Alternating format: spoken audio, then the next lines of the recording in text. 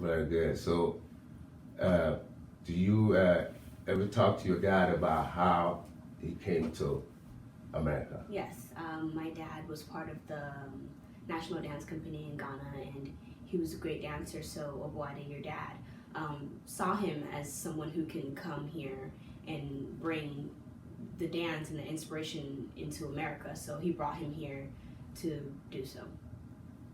I feel that my dad is very inspirational, and that not just like that his dance is very beautiful, but then it brings history into what he's dancing and the drumming and stuff. I remember we had a conversation with him about what the dances mean, and he explained that like back then there was war and there was with the British or something, and the dances like tell history. It comes from a huge background, and for him to go to schools and for the Oguada Legacy Project to go to schools and introduce dances to the kids doesn't just bring coolness of Africa, but then it brings a history and a background of what happened into schools. Very good. So, do you ever talk to your dad about how he came to America? Yes, my dad was part of the national dance company in Ghana, and he was a great dancer. So Obwade, your dad, saw him as someone who can come here and bring the dance and the inspiration into America. So he brought him here to do so. You should be very proud of your dad, and then you should be also very proud of yourself. Well, for you to be a part of what we're doing, it's a great thing because it'll add more into the legacy. And you could tell a story about someday about your father, and I think it's very important. Amaya is my sister's daughter, so that's my niece, my number one niece. Because I remember when Amaya was born, I used to watch her be a big part of in her life. Very proud. And so when I go to classes, Amaya used to come with me. Not used to it, she comes with me. And she had learned, because she's so smart, she had learned all the rhythms that I teach kids and more. So Amaya, the question I want to ask you is, okay, how do you start liking what I do?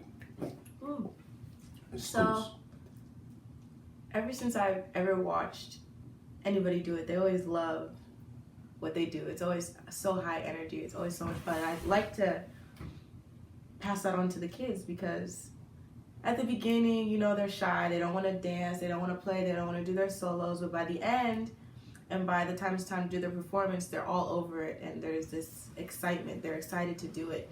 And I think it's really cool to watch them just get excited and have more of a passion and more of a respect for what we're doing and just enjoying what they're doing and enjoying learning, and that they have this forever and they can spread it around to their friends and bring it around for the rest of their lives, and they have this now. This is a new experience, and this is something they're excited about, and this is something that they like to do. And so I just want to be part of that. I think that's really, really cool to make. It's more about culture now, Sure, culture difference, culture the same with them.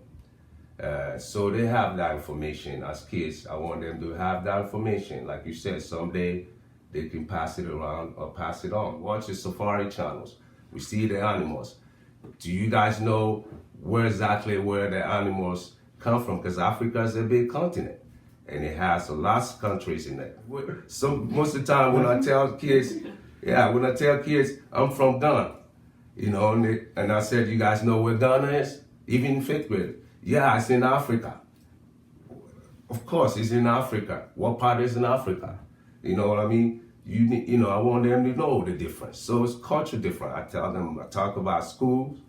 It's totally different. Very strict school system in Ghana. Talk about it. Talk about holidays. Some of the holidays we share the same. Some of them are totally different. We talk about that. We talk about how when I was young Ghana growing up, how it is a typical day growing up in Ghana, being a kid in Ghana. What do you do? What kind of food? You know, talk about the flag, how we handle, you know, how we talk about Independence Day. You know, here July 4th, we talk about all that. Tell them the date, we explain it, how we became to adopt that Independence Day. You know, I talk about all that. You know, I go deep. You know, it depends how old the kids are.